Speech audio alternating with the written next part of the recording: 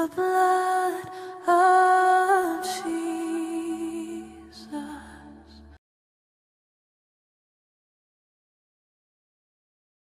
Bonjour tout le monde, bonsoir. Ici, nous sommes presque 9h30 le soir au Canada, le sud de l'Ontario. Et alors, je vous remercie pour nous regarder sur Livestream, sur Facebook, mon compte en français. Alors, aujourd'hui, ce soir, qu'est-ce que nous allons faire? C'est nous allons faire un enseignement que nous aurions dû faire le samedi, le 16 qui s'en vient, pour notre frère, Pasteur Jean, au Kinshasa, au Congo, avec l'église de la Mission Éveil, la Mission Silo, l'école de la Mission Éveil. Mais on n'a pas pu le faire parce que nous avions des petits problèmes avec l'Internet. Alors, j'ai suggéré, on peut faire la vidéo et on peut l'envoyer, ils peuvent faire un DVD avec et ils peuvent le regarder à la conférence. Alors, il dit, pas de problème. Alors, c'est ça qu'on va faire ce soir. Alors, aujourd'hui, ce soir, c'est la conférence, le rôle des dirigeants dans l'Église. Alors, c'est un sujet très important et c'est un sujet que je trouve qu'il manque beaucoup dans l'Église. Alors, avec l'introduction ici, je vais vraiment rester sur les notes ce soir. Je ne veux pas trop sortir de les notes. L'introduction A, number A, c'est la plus grande menace dans l'Église n'est pas le diable lui-même, mais ses dirigeants qui égarent le peuple de Dieu. Oui, vraiment, nous allons toucher sur cela ce soir. Vraiment, ça c'est le plus grand problème dans l'Église, c'est pas le diable, c'est les dirigeants. Alors B, il y a trop d'insistance ou d'attention sur les dirigeants et pas assez sur le corps. Parce que si vous avez remarqué à travers les années, nous avons mis beaucoup de l'emphase, l'attention sur les dirigeants et presque rien sur le corps. Mais l'apôtre Paul, il met beaucoup d'emphase sur le corps du Christ. Et nous sommes le corps du Christ. Ce n'est pas seulement les dirigeants qui font partie du corps. Le corps, c'est tout le monde. Alors, ça, c'est quelque chose que nous allons voir ce soir. C'est un leader, un dirigeant est une personne d'influence. Mais exerce-t-il une influence correcte ou une influence fausse sur la personne qui doit diriger? Tu sais, le mot influence, ça peut être pour le bon ou pour le moins bon. Alors, ça dépend qui est la personne qui influence. Ça dépend le cœur de la personne. D. Un vrai leader fait tout ce qu'il doit faire pour être sous la direction du chef de l'Église, qui est le Christ Jésus par l'Esprit de Dieu, qui habite dans le dirigeant. Et aussi qu'il habite dans ceux qui font partie du corps. L'Esprit Saint habite dans chaque personne qui est née de nouveau. Alors, ce n'est pas seulement pour les dirigeants que l'Esprit est là, c'est pour tout le corps. Alors ça, c'est très important. Alors, nous allons commencer avec notre premier verset ici, c'est Éphésiens. Éphésiens 4, de 11 à 16, et je vais donner mes petits commentaires ici et là. Alors, verset 11, nous commençons. C'est lui qui a donné les uns comme apôtres, les autres comme prophètes, les autres comme évangélistes, les autres comme bergers et enseignants. 12. Il l'a fait pour former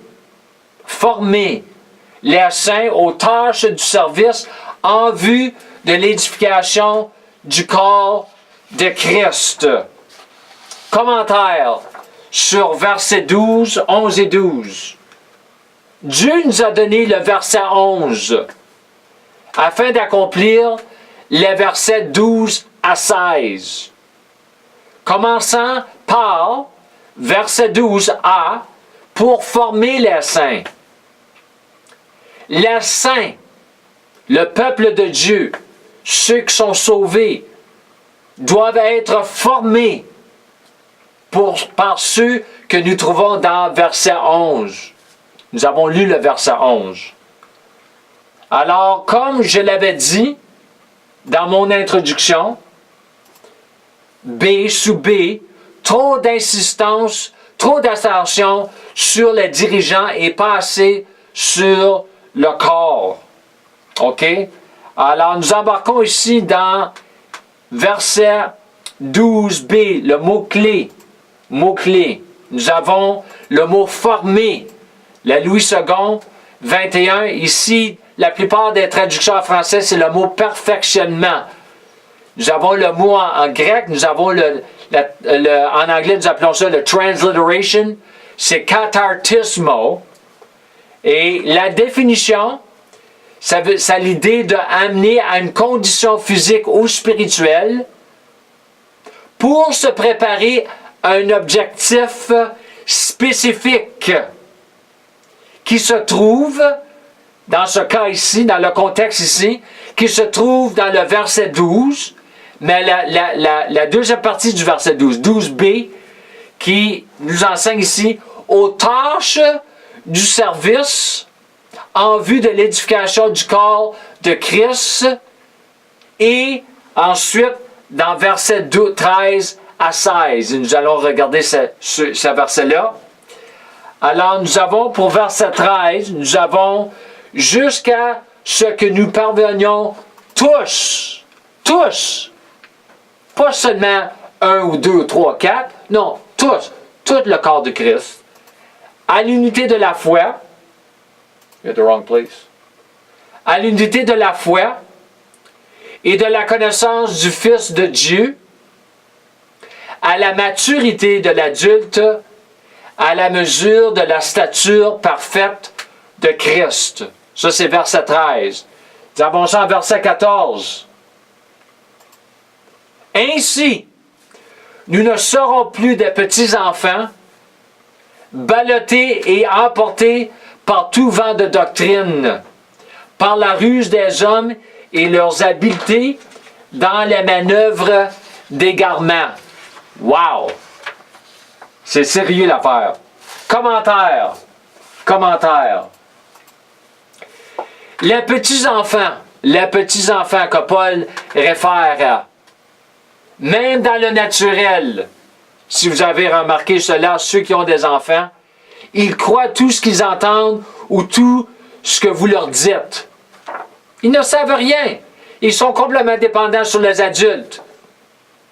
Alors, ils croient tout. Alors, Paul dit, nous devons grandir. L'Église est pleine de petits-enfants parlant spirituellement, de petits-enfants spirituellement, qui ont besoin de grandir spirituellement. Ils ont besoin de grandir. Ça, c'est quelque chose que nous voyons à travers le Nouveau Testament. Ce n'est pas le temps d'enseigner sur cela ce soir. Et comme je l'avais dit dans mon introduction, la plus grande menace dans l'Église n'est pas le diable lui-même, mais ses dirigeants qui égarent le peuple de Dieu. Et c'est pour ça que Paul nous dit, dans le verset ici, par la ruse, dans verset 14, par la ruse des hommes. Quel homme? Les hommes dans l'Église, les prédicateurs. La ruse des hommes et leurs habiletés dans les manœuvres d'égarement. Il ne parle pas de ceux qui sont dans le monde, il parle de ceux qui sont dans l'Église. Alors, il faut faire attention. Verset 15. Mais, en disant la vérité, dans l'amour, la vérité, nous grandirons à tout point de vue. Grandir, nous devons grandir. Pas rester comme des petits-enfants, mais grandir à tout point de vue. Pas seulement dans certains endroits, mais dans tout. Moi, j'appelle ça dans l'anglais « the whole counsel of God », le plein conseil de Dieu, vers celui qui est la tête, le chef, Christ. 16. C'est de lui, Christ, que le corps tout entier, tout le corps, bien coordonné et solidement uni, une unité ferme, j'ai marqué en parenthèse, une unité qui est ferme, pas une ferme comme avec des vaches, mais qui est ferme. J'ai fait une vidéo sur l'unité. Grâce aux articulations dont il est muni, tire sa croissance en fonction de l'activité qui convient à chacune de ses parties. Et s'édifie lui-même dans l'amour. Dans l'amour. 1 Timothée 4, 12 à 16. 12, verset 12. Que personne ne méprise ta jeunesse, mais sois un modèle. Nous devons devenir un modèle comme dirigeant, un exemple, un bon exemple. Pas un méchant modèle, mais un bon modèle. Pourquoi? Pour les croyants? Comment? Par ta parole, par ta conduite, par ton amour, ta foi et ta pureté. Pas ton impudicité, mais ta pureté. OK? Nous devons vivre une vie pure devant les croyants et même aussi quand nous sommes à la maison. C'est pas le temps d'aller regarder de la pornographie quand nous sommes arrivés à la maison et quand nous sommes devant les saints que nous prétendons comme un hypocrite que nous vivons une vie pure. Non, nous devons vivre une vie pure à tout temps parce que le Seigneur nous voit. 13. En attendant que je vienne, il dit, applique-toi. Comment? À lire les Écritures dans l'Assemblée, à encourager et enseigner. Encourager et enseigner. 14. Ne néglige pas le don que tu as reçu. Comme dirigeant, nous ne devons pas négliger les dons que nous avons reçus, et ça, c'est pour le reste du corps aussi, certainement. C'est pas seulement pour les dirigeants. Non, non, non. Tout le monde a au moins un don. Au moins. Celui qui t'a donné d'après une prophétie lorsque le conseil des anciens a posé la main sur toi. 15. Occupe-toi de ces choses. Donne-toi tout entier. Wow. Occupe-toi. Ensuite, donne-toi tout entier à elle afin que tes progrès soient évidents pour tout, que tout le monde le voit, qu'il voit tes progrès. Très important, comme un exemple. 16. Veille sur toi-même. Arrêtez de veiller sur les autres tout le temps et commencez à veiller sur toi-même et sur ton enseignement. Ça, c'est très important. Moi, je veille sur mon enseignement. Je fais certain que mon enseignement, c'est une saine doctrine, un bon enseignement de l'Esprit Saint. Mais-y de la persévérance. De la persévérance. Car en agissant ainsi, tu te sauveras toi-même, ainsi que ceux qui t'écoutent. 2 Timothée 2, 1 à 7. Commençons avec verset 1. Toi donc, mon enfant, fortifie-toi dans la grâce qui est en Jésus-Christ. Pas en toi-même, mais dans sa grâce, son pouvoir, ses capacités. 2, verset 2. 2. Ce que tu as entendu de moi en présence de nombreux témoins, confie-le à des personnes fidèles. Confie-le à des personnes qui sont fidèles. Pas à des personnes qui ne sont pas fidèles, mais à des personnes qui sont fidèles. Qui soient capables de l'enseigner aussi à d'autres. Pas le garder à toi-même, mais à d'autres. Pour partager. Il faut partager la saine doctrine. 3. Souffre avec moi comme un bon soldat de Jésus-Christ. 4.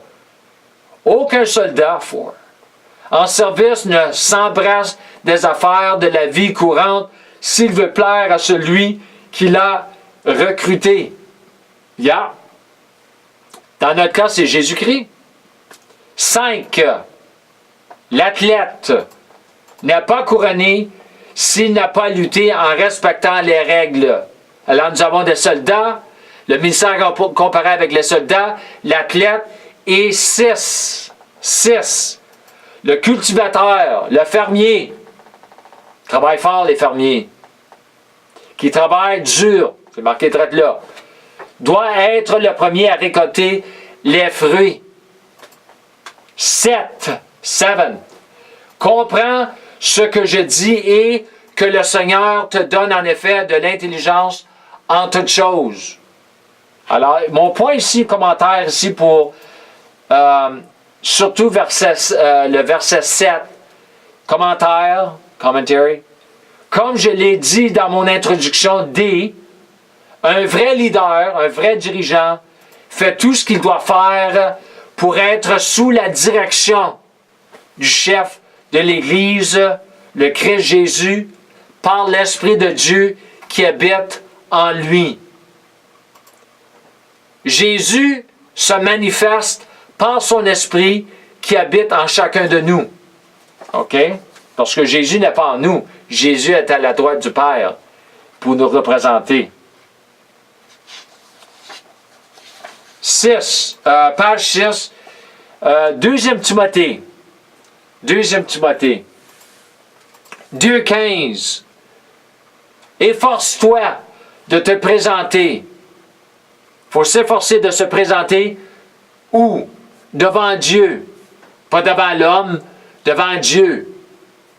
Comme un homme qui a fait ses preuves devant Dieu, un ouvrier qui n'a pas à rougir. Il n'est pas le temps d'enseigner sur cela. Mais qui expose avec droiture,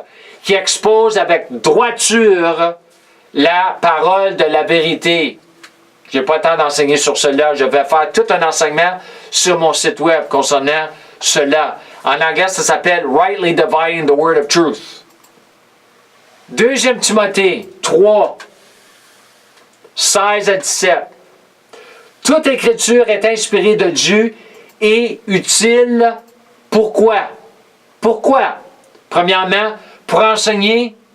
Deuxièmement, pour convaincre. Troisièmement, pour corriger. Quatrièmement, pour instruire dans la justice ou dans la droiture.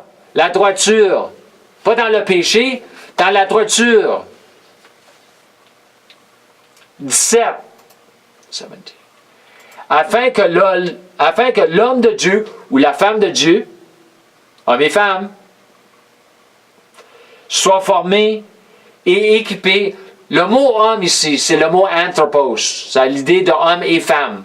J'ai fait un enseignement sur cela. Les femmes dans l'Église, leur rôle dans l'Église. Nous croyons que les femmes sont aussi appelées comme les hommes. Parce que ce n'est pas l'homme ou la femme, c'est l'Esprit Saint en eux qui fait le ministère. Soit formé et équipé pour toute œuvre bonne. 2 Timothée 4.2. Prêche la parole. Insiste en toute occasion, qu'elle soit favorable ou non.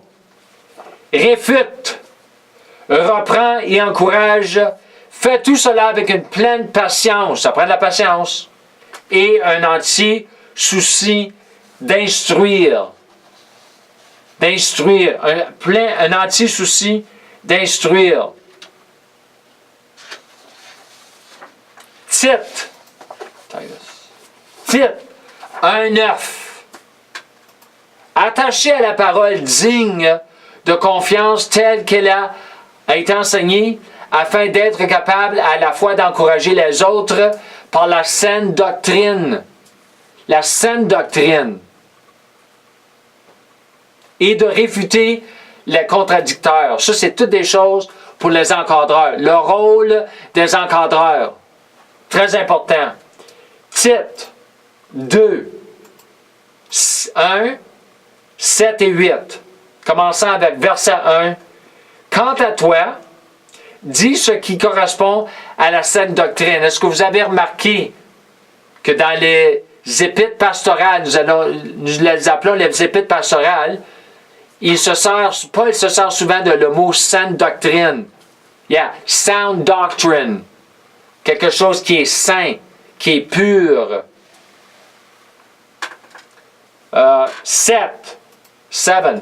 En étant toi-même, à tout point de vue, un modèle de belles œuvres, un modèle, un exemple encore. Comment? ou dans ton enseignement, fais preuve de pureté, de sérieux et d'intégrité. 8. Que ta parole soit saine. Nous avons le mot saine encore. Et irréprochable. Afin que nos opposants soient couverts de honte, n'ayant aucun mal à dire de nous. Le monde a beaucoup de choses à dire contre l'Église aujourd'hui, de mal. Parce que c'est vrai, il y a tellement de choses dans l'Église qui ne devraient pas être dans l'Église. Et ça fait partie de la réformation. Nous devons réformer l'Église, commençant avec les encadreurs. Ça fait partie de cela. Qu'est-ce que nous faisons? La conférence qu'ils vont faire, que vous faites le samedi, c'est pas samedi aujourd'hui, mais que vous allez faire, que vous faites quand vous allez regarder cette vidéo ici. OK, conclusion. Nous allons regarder ici Luc 8:11. L'évangile de Luc. Nous reculons un peu. Chapitre 8, verset 11. Voici ce que signifie cette parabole. La semence, c'est la parole de Dieu. Alors, j'ai mentionné, j'ai souligné ce verset ici à la fin de tous les autres versets pour une raison spécifique. Parce que ici, j'ai marqué comme commentaire. Ces versets, tous les versets que nous avons regardés ce soir ou que vous allez regarder durant la conférence, je vais envoyer les notes à Jean, vous allez en faire des copies. Tous ces versets doivent devenir vivants à l'intérieur de nous, pour que nous puissions les vivre par la puissance du Saint-Esprit. Et la manière que ces versets deviennent vivants, c'est, je ne l'ai pas marqué ici, c'est par la méditation de ces versets pour le renouvellement de notre intelligence. Alors, je voulais faire l'enseignement un peu court. Alors, je veux vous remercier pour votre temps, je veux vous remercier pour votre amour. Je remercie le Seigneur pour nous avoir mis ensemble quand j'ai fait mon premier voyage à Kinshasa. J'ai très hâte de vous revoir. Mais on fait le meilleur parce que nous sommes en train de faire toutes sortes de choses ici avec la média au Canada pour se préparer pour les voyages. Alors, je vous remercie encore et marchez dans la grâce de notre Seigneur Jésus-Christ. Marchez dans la bénédiction qui vous appartient déjà. Vous êtes déjà bénis avec toutes sortes de bénédictions spirituelles dans les lieux célestes en Jésus-Christ. Éphésiens 1, 3. Shalom.